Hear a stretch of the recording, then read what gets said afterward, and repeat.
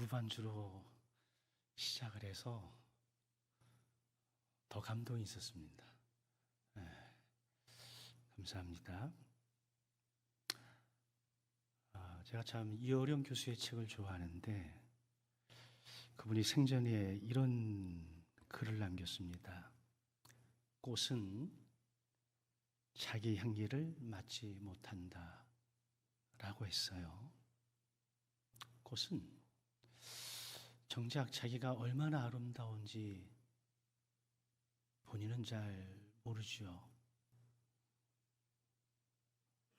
하지만 그 꽃의 향기는 많은 사람들에게 또 아주 멀리 그 향기를 내어서 사람들을 기쁘고 즐겁게 만들지요.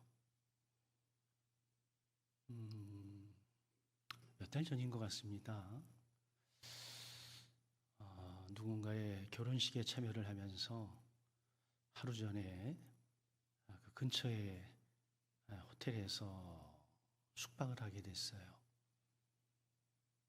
웨딩 홀이 있어서 구경을 좀 하러 갔더니 그 웨딩 플래너라고 그러나요? 그분들이 이렇게 모여서 꽃으로 장식하는 것을 옆에서 구경하게 됐습니다. 처음 보는 꽃을 가지고 아주 넓은 곳을 장식을 하는데 제가 꽤 오랫동안 좀 멀리서 그것을 바라보면서 이런저런 생각에 잠겼던 적이 있습니다. 꽃을 잘 모르는 저도 꽃의 아름다움을 보면서 잠시 마음을 고르고 생각을 고르고 깊은 묵상에 잠길 수 있었습니다. 우리 인생도 그러지 않을까요? 우리는 되게 화려하게 빛나는 사람들을 기억을 합니다. 성공한 사람들, 높은 자리에 오른 사람들, 무대의 중앙에 서 있는 사람들을 기억합니다.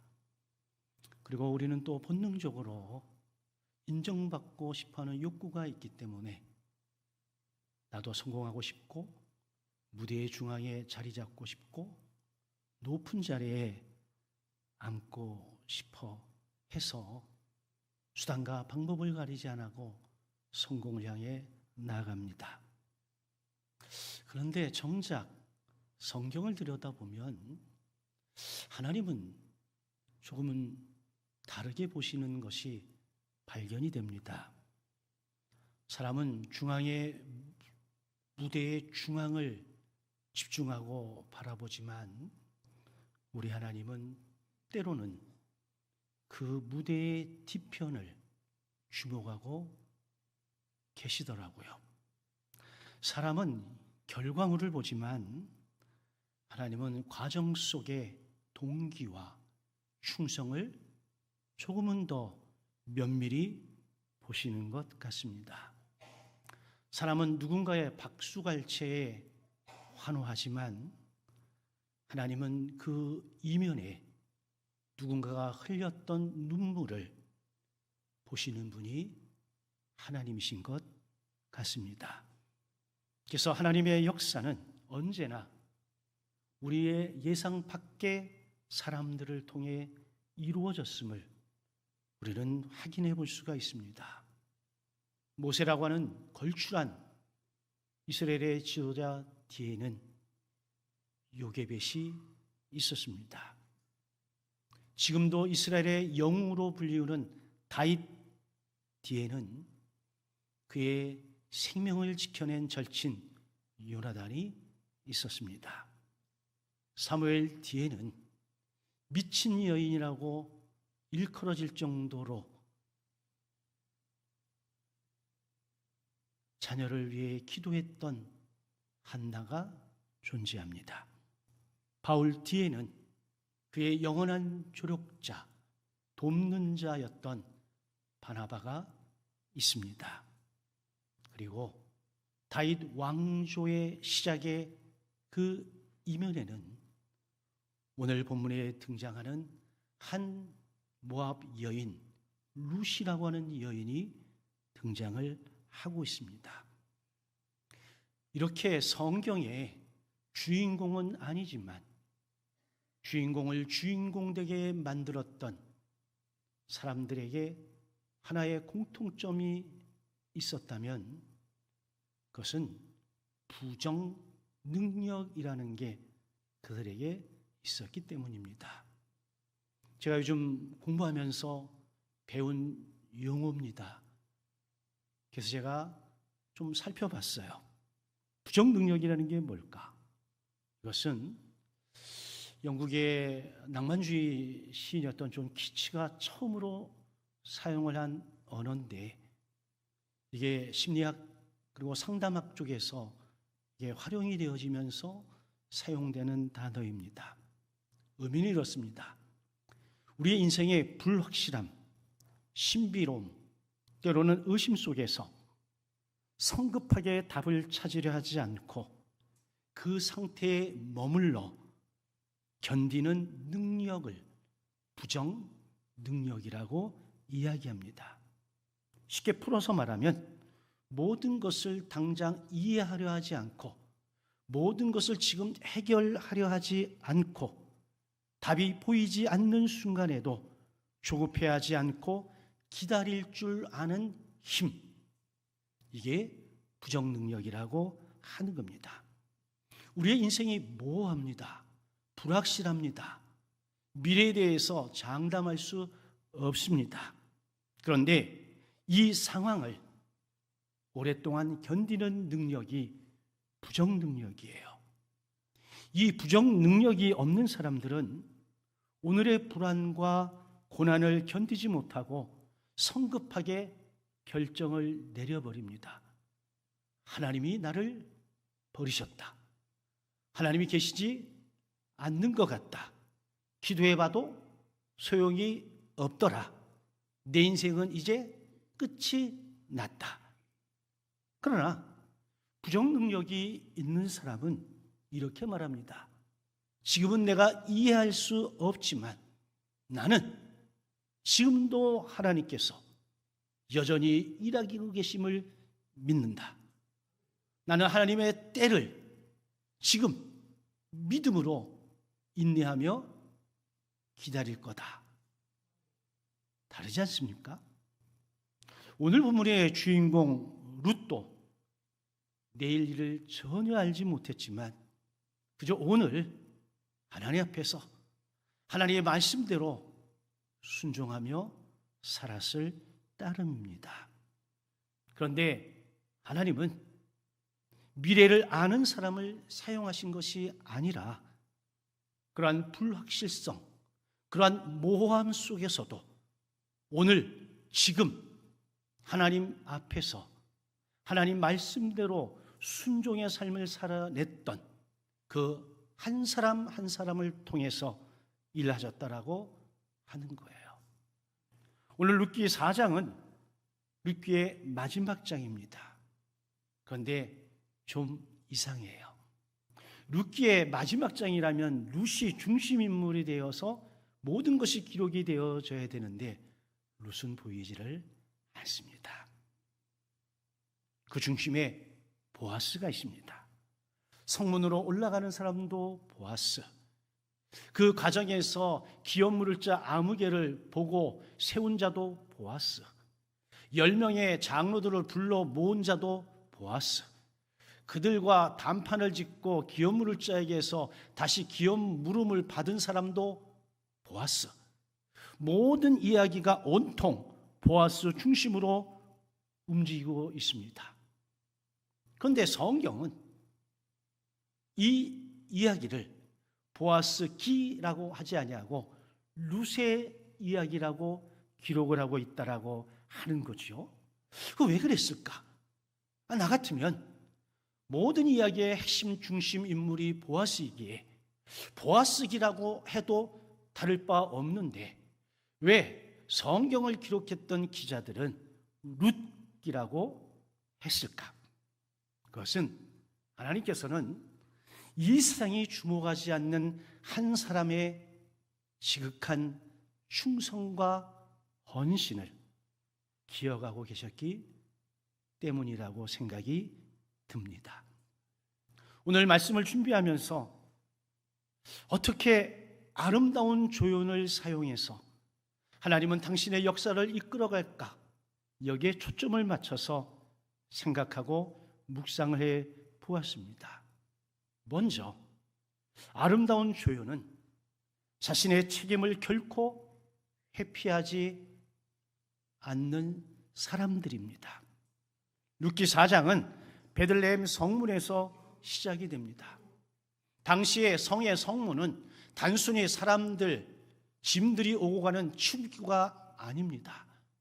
이 성문 앞 광장이 있죠. 여러분, 느헤미야를 읽다 보면 성문 앞 광장에, 수문 앞 광장에 이스라엘 사람들이 모여서 율법을 듣고 거기서 박수치고 기도하고 찬양하면서 제2의 부흥운동이 일어났던 것 기억하시나요? 유럽을 여행하다 보면 어떤 성의 문을 지나고 나면 반드시 광장이 등장하고, 이 광장은 도로가 뚫려서 모든 지역에 있는 사람들이 전부 다 광장에 모이게 되어져 있고, 이 광장에서 마을이 의논하고 결정합니다. 이걸 데모크라시라고 이야기를 하기도 하지요.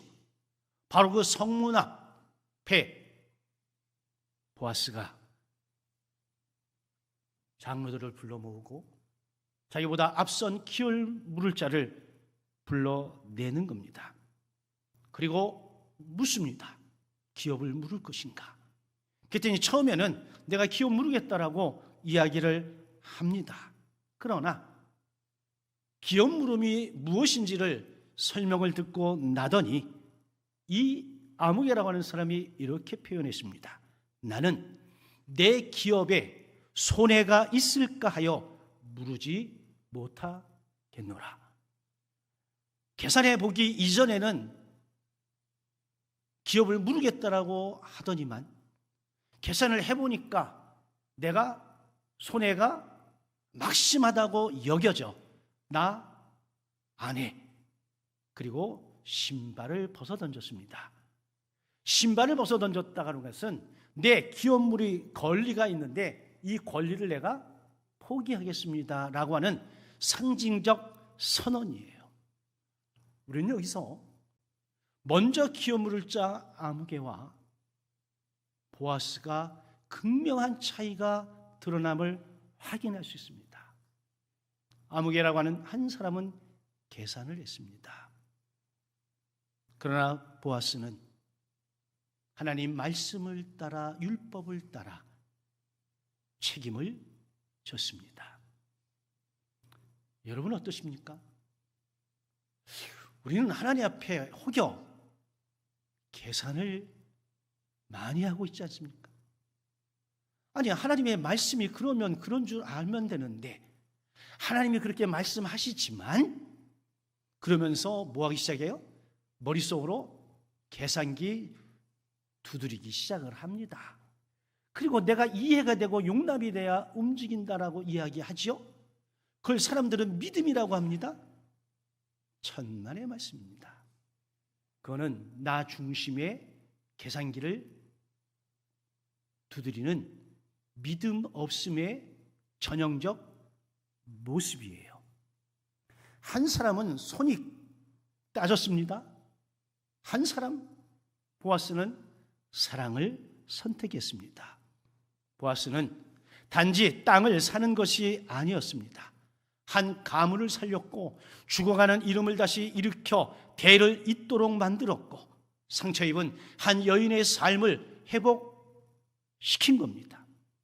그래서 구약 학자들은 이 기업 물을 자 제도는 단순한 경제 제도가 아니라 하나님의 언약적 사랑을 보여주는 제도라고 설명을 합니다. 그러기에 이 기업 물을 자의 끄트머리에 가게 되면 예수 그리스도가 등장을 하게끔 되어져 있습니다. 보아스가 한 여인의 한 가문의 기업 물을 자였다면 예수 그리스도는 모든 인류의 기업 물을 자가 되어 주셨다라고 하는 겁니다. 저는 이 대목에서 보아스가 일상을 살아가면서 늘 하나님의 마음을 읽고 있었다라고 하는 생각을 지울 수가 없습니다.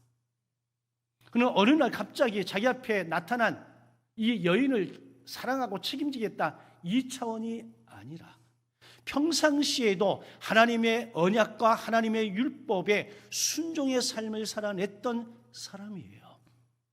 그 순간에도 그 여인을 보면서 기업 물음에 대한 것을 인식하면서 그는 계산하지 않았습니다. 하나님이 세운 율법이니 내가 하나님의 마음을 따라 내가 기업 물을 자가 돼 내가 희생을 치르더라도 하나님의 뜻을 이루어가겠다라고 하는 선언이 아니라 행동을 보여줬습니다. 예수님께서도 우리를 구원하실 때 계산하지 않으셨습니다. 여러분 한 사람 한 사람을 택하여 구원하여 하나님 자녀 삼으셨을 때에도 하나님은 계산하지 않았습니다. 누구의 자녀인지, 어떤 삶을 살았는지, 지금 어떤 모습인지, 뭘 하고 있는지 한 번도 물어도 따져도 본 적이 없습니다. 그저 값없이 사랑하시고 우리를 구원해 주신 겁니다. 성경은 분명히 말합니다. 우리가 아직 죄인 되었을 때, 우리가 여전히 하나님으로부터 떠나 있을 때에 하나님은 우리를 사랑하셨고 이 사랑을 확장하기 위해서 아들 예수 그리스도를 이 땅에 보내주셨기에 성령을 통해서 믿음으로 우리가 그 예수를 구주로 믿어 구원받아 하나님의 자녀가 된 겁니다. 보아스가 룻을 위한 기업 물을 자가 되어졌던 것처럼 예수님은 저와 여러분들을 위해 참된 영원한 기업 물을 자가 되어 주신 겁니다. 그래서 믿음은 감정이 아닙니다. 나 혼자 믿음 있노라? 믿음 있는 척? 아닙니다. 믿음은 책임입니다. 가정을 지키는 것도 책임이고 교회를 섬기는 것도 책임이고 직분을 감당하는 것도 책임이고 끝까지 사랑하는 것도 책임입니다. 하나님께서는 책임 있는 사람, 책임지는 사람, 이 사람을 지금도 찾고 사용하시는 줄로 믿습니다. 또 하나는 아름다운 조연은 자신을 드러내지 않으면서도 역사를 움직입니다. 정말 흥미로운 사실은 룻기 4장의 룻이 거의 등장하지 않고 있다라고 하는 겁니다. 성문에도 단판을 짓는데도 연설하지도 않습니다. 주목받지도 않습니다. 그녀는 무대의 뒤편에 조용히 자신의 삶을 살아냈을 따름입니다. 그럼에도 불구하고 모든 사건의 중심에는 룻이라고 하는 인물이 있더라고요. 만일 룻이 모압에 그대로 남았다면 어찌 되었을까요? 만일 룻이 나오미를 따르지 않고 그녀를 떠났다면 또 어떻게 되었을까요? 만일 룻이 보아스의 밭에 가지 않았다면 어떤 일이 일어났을까요? 만일 룻이 타작마당에서 믿음의 결단으로 청혼하지 않았다면 어떻게 되었겠습니까?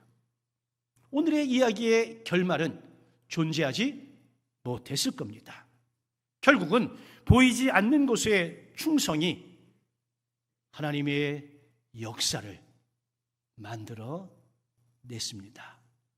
저는 지금까지 목회를 하고 여러 관계를 맺어가면서 많은 일들을 해봤습니다만 목소리 커서 일을 완성시킨 사람은 본 적이 없습니다.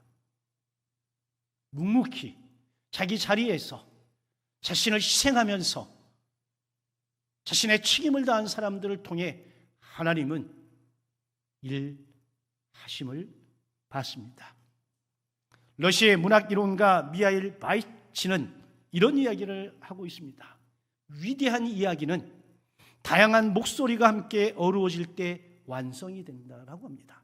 누구 한 사람의 빅마우스의 이야기 이게 아니라 다양한 사람들의 다양한 이야기와 다양한 사건들과 경험들이 어우러질 때에 위대한 작품, 위대한 이야기가 완성이 된다라고 하는 겁니다. 그래서 어떤 한 사람의 목소리로 움직여가는 공동체는 건강한 공동체가 될 수 없습니다. 오합, 지졸이 될 수밖에 없어요. 그러나 아픔은 있지만, 쓰라린 고통은 있지만, 다양한 사람들, 다양한 이야기, 다양한 경험들이 어우러지면서 하나의 결론에 이르렀을 때에 이 결론은 힘이 있고 능력이 있고 아름답기까지 한 겁니다. 어떤 영화평론가가 이렇게 말합니다. 주연은 박수를 받지만 조연은 작품을 완성합니다. 어떤 아름다운 결과는 뛰어난 누군가 때문이 아니라 묵묵히 자신의 자리에서 충성과 헌신을 다한 많은 사람들의 노력과 눈물의 열매라고 하는 거예요. 여러분, 일을 만드는 사람은 언제나 일을 만듭니다. 그 일을 수습하는 사람들은 언제나 그 일을 수습합니다. 제가 평생을 그러면서 살아왔습니다. 저는 일을 만드는 사람보다는 일을 수습하는 쪽에 가까운 것 같습니다. 그러나 그 또한 자신의 몫이더라고요. 예전에 목회했던 시골교회에서 제가 진주교회로 오고 한 2년 정도 지났나? 제게 전화가 한 통화 걸려왔습니다. 안수 집사님이 회계 집사님인데 중학교 1학년짜리 아들이 그랬답니다. 이명가 목사님은 우리 교회 10년 있는 동안 참 고생 많이 하고 가셨는데 새로 오신 목사님은 너무 많이 누리시는 것 같다고. 그래서 제가 그랬습니다. 내가 10년 수고한 것은 내 몫입니다. 새로 오신 목사님이 하시는 것은 그분의 몫입니다. 집사님, 다른 마음 먹지 마시고 열심히 신앙생활 하시고 목사님을 도와주십시오라고 했습니다. 잘했죠. 저도 잘한 것 같아요. 여러분, 교회 공동체는 강단 위에 설교만으로 세워지는 교회가 아닙니다.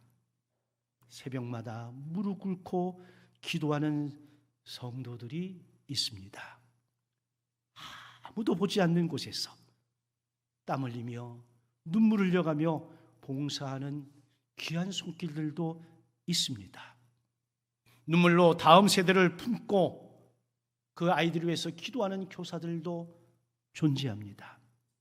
이름 없이 빚도 없이 이곳저곳에서 헌신하고 수고하는 우리 집사님, 권사님들이 계십니다. 이 모든 다양한 분들의 헌신과 눈물의 기도가 모이고 모여서 오늘의 교회가 세워졌습니다. 물론 그 중심에는 성령이 우리를 하나 되게 하신 은혜가 있습니다. 제가 목회를 하면서 깨달은 것이 있습니다. 교회는 유명한 사람 때문에 성장하지 않습니다. 교회는 충성된 사람들 때문에 건강해집니다. 교회의 미래는 능력 있는 사람보다 실은 충성된 사람들의 눈물 어린 헌신으로 세워져 가는 겁니다. 룻이라고 한 이 모압 여인 자신을 드러내지 않았습니다. 그런데 하나님은 이 여인을 하나님의 구속의 역사에 당당하게 그 이름을 기록해 후대가 알 수 있도록 높여주셨습니다. 룻은 단 한 번도 자신을 높이려 해본 적이 없습니다. 하나님이 높여주셨습니다. 예수께서 말씀하셨습니다. 자기를 낮추는 자는 높아지리라. 누가요? 하나님께서. 룻은 이 말씀을 삶으로 우리에게 보여준 여인입니다. 오늘도 이곳저곳에서, 그것이 직장이든 가정이든 교회이든, 남들 알아주지 않지만 눈물로 봉사로 헌신하는 그 한 사람이 있었기에 오늘의 공동체가 있음을 여러분 기억하시고, 사람은 알아주지 않아도 우리 하나님은 알아주심을 믿고 여전히 그 자리에 있기를 주의 이름으로 축원합니다. 세 번째 아름다운 조연은 하나님의 구속사를 이어가는 통로가 되어집니다. 룻기 4장의 클라이막스는 보아스와 룻의 결혼식 장면이 아닙니다. 오벳의 탄생입니다. 근데 하나님께서 임신하게 하셨다라고 하는 표현이 기록이 되어져 있음을 눈치채셨습니까? 일상을 그대로 적는다면 보아스의 아들, 이 정도만 적어도 되는데 앞에 단서를 붙였잖아요. 하나님이 임신케 하신 거야. 여러분, 이 구절은 단순한 족보가 아니에요. 하나님의 구속의 역사가 다시 움직이기 시작했다는 선언이 이 짧은 문장 속에 담겨져 있습니다. 사사기와 룻기를 이어오면서 사사시대가 이스라엘 역사 가운데 가장 영적 암흑기였음을 우리는 알고 있습니다. 그때의 이스라엘 왕이 없으므로 각각 자기 소견에 옳은 대로 행하였던 시대입니다. 하나님은 이 어두운 시대 한가운데서도 다윗 왕을 준비하고 계셨습니다. 그리고 그 다윗 왕의 가문에서 메시아가 등장을 하는 겁니다. 여러분, 놀랍지 않습니까? 우리의 세상이, 우리의 세계가, 우리의 삶이 헝클어지고 망가지고 하나님을 떠나고 해도 하나님은 여전히 당신의 일을 진행시키고 있습니다. 누구를 통해? 드러나진 않지만, 주인공은 아니지만 그래도 믿음으로 순종의 삶을 살아가는 한 사람을 통해서 당신의 역사를 여전히 진행시키고 있다라고 하는 사실이에요. 여러분, 이 대목에서 우리는 마음을 굳게 먹어야 됩니다. 내가 그 한 사람이 될 수 있다. 내가 유명하지는 않아도, 내가 대단한 인물은 아니지만, 내가 내 삶의 현장에서 하나님이 주신 믿음을 지켜낼 수만 있다면 하나님은 나를 통해 당신의 역사를 끊임없이 끝까지 진행시키시는 분이라고 하는 사실, 여러분, 이 사실을 믿으시길 주의 이름으로 축원합니다. 그래서 이 룻기는 베들레헴의 작은 러브스토리가 아니라 예수님의 이야기로 연결이 되어지는 거예요. 보아스가 알았을까요? 나오미가 알았을까요? 룻이 알았을까요? 아무도 몰랐습니다. 자기 자신이 예수 그리스도의 족보에 이름을 올리리라 생각한 사람은 아무도 없습니다. 그러나 하나님은 일하고 계셨습니다. 여러분, 하나님의 계획 속에는 결코 우연은 없습니다. 룻이 우연히 보아스의 밭 간 거 아닙니다. 우연히 보아스를 만난 것 아닙니다. 우연히 기업물을 자 된 것 아닙니다. 모든 가정 속에 하나님의 손길, 하나님의 섭리가 분명히 존재했습니다. 그러나 의심하지 않고 어렵지만 고통스럽지만 믿음으로 자신의 자리에서 하나님의 말씀에 순종하면서 삶을 살아냈더니 하나님이 그렇게 일하심이 아름다운 결과물로 보여진 거예요. 저와 여러분들의 삶도 마찬가지입니다. 우리는 하루를 살아가고 있다고 생각할지 모르지만 하나님은 우리의 삶을 통해서 하나님의 영원한 나라를 이루어가고 계신다고 하는 사실이지요. 이번 주 수요일 서울 각당목지재단 강당에서 기독교 웰다잉 학회가 창립이 되었습니다. 우리나라에 걸스카웃을 처음으로 도입해온 분을 통해 시작을 해서 최초의 자원봉사단체로 설립이 되어서 지금까지 1만 명이 넘는 자원봉사자를 키워낸 복지대장입니다. 여기에 이사장인 라자견 대표와 커피를 마시면서 그분의 이런 간증을 들었습니다. 본인은 이 일이 이렇게까지 확장될 줄을 몰랐다라고 합니다. 어머니가 감리교 신학교를 나오고 아버지와 모든 가족들이 연세대학을 나와서 어려서부터 감리교 전통 속에 살아오면서 여러 가지 부침이 있었는데 몇 년 전부터 서울신학대학과 성결교 목사님들을 만나면서 이 사역이 불을 듯 일어나게 되었다면서 그분이 굉장히 놀라워했습니다. 저는 그 이야기를 들으면서 생각이 들었습니다. 김옥나라고 하는 한 여인, 이 여인의 마음에 감동을 주신 하나님께서 처음부터 지금까지 역사하셨음을 볼 수 있었습니다. 마지막에 라자견 대표가 저에게 한 말이 제 마음에 와 닿았습니다. 자원봉사는 자원봉사로 끝나야 되는데 여기에 돈이라고 하는 계산을 하기 시작하니까 자원봉사가 와르르 무너지더라. 여러분, 하나님 앞에서의 신앙생활 계산하고 계십니까? 왜 우리에게 신앙생활하면서 기쁨이 없고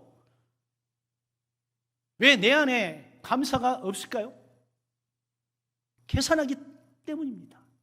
뭔가 따지기 때문입니다. 룻이 따집니까? 보아스가 따집니까? 아닙니다. 그저 하나님의 은혜에, 하나님의 사랑에 감사해서 하나님이 하신 말씀에 그대로 순종하며 살아냈을 따름입니다. 여기까지가 우리의 역할이고 그 다음은 하나님이 하실 일이라고 하는 겁니다.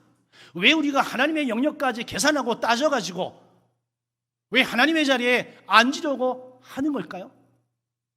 순수한 신앙은 계산하기 시작하면 무너지게 되어져 있습니다.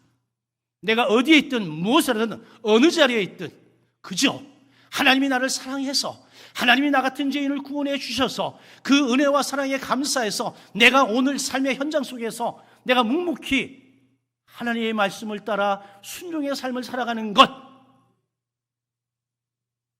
저는 하나님이 이 모습을 가장 소중히 여기신다라고 믿습니다.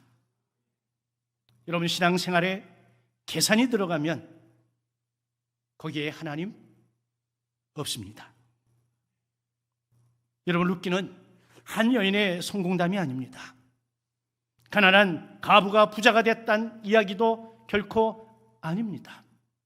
룻기는 하나님의 이야기입니다.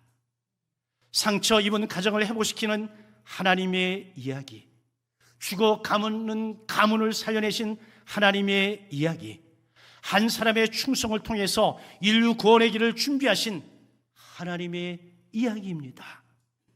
이 이야기 속에 룻은 분명히 주인공이지만 주연되려고 애쓴 적이 없습니다. 그저 그의 자리에서 충성했을 따름입니다. 모압을 떠날 때도, 나오미를 섬길 때도, 보아스의 밭에서 이삭을 키울 때도, 다장마당에 청혼할 때에도, 결혼 후에도 그가 한 일은 그저 하나님 앞에 말씀에 충성했을 따름입니다. 그 충성을 하나님이 보시고 사용하신 겁니다. 오늘 하나님 같은 사람을 찾고 계시지 않을까요? 화려함보다는 충성된 사람, 능력 있는 사람보다는 그래도 신실함을 사모하는 사람, 누군가의 주목받는 사람보다는 그저 순종의 자리에서 믿음을 지켜내 가는 사람, 그 사람을 찾고 계시지 않을까요? 왜요? 그에게 능력이 있어서가 아니라 그를 찾고 그를 손에 주신 하나님이 능력의 하나님이시기 때문에 그렇습니다. 혹시 여러분들 가운데 아무도 알아주지 않는 자리에 수고하는 분 계십니까? 그것이 가정이든 직장이든 사회이든 교회이든 아무도 알아주지 않는다라고 하는 마음속에서 묵묵히 그 자리를 지켜내는 분 혹시 계십니까? 결코 낙심하지 마십시오. 하나님은 무대의 중앙보다 무대의 뒤편을 더 세밀하게, 더 자세히 살피시는 분입니다. 많은 사람들은 그 주연을 기억할 수 있겠지만 하나님은 그 아름다운 조연을 기억하심을 저는 믿습니다. 그리고 마지막, 우리가 주님 앞에 서는 그날에 주님이 분명히 말씀하실 거예요. 잘하였다, 착하고 충성된 명간아, 저에게. 저는 그날을 기대하고 사모합니다. 여러분, 룻처럼 살아보시면 어떨까요? 내 인생 내가 사는 것이 아니라 하나님이 내 인생을 살아가도록 우리의 운전대를 하나님께 맡기시면 어떨까요? 하나님께서 우리의 작은 순종을 통해서 가정을 살리고 교회를 살리고 다음 세대를 일으키고 하나님의 구속사를 이끌어 가실 줄로 믿습니다. 바라기는 저와 여러분 모두가 하나님의 손에 붙들려 영원한 주인공 되시는 예수 그리스도를 위해 아름다운 조연으로 살아가기를 주의 이름으로 간절히 축원합니다. 아멘.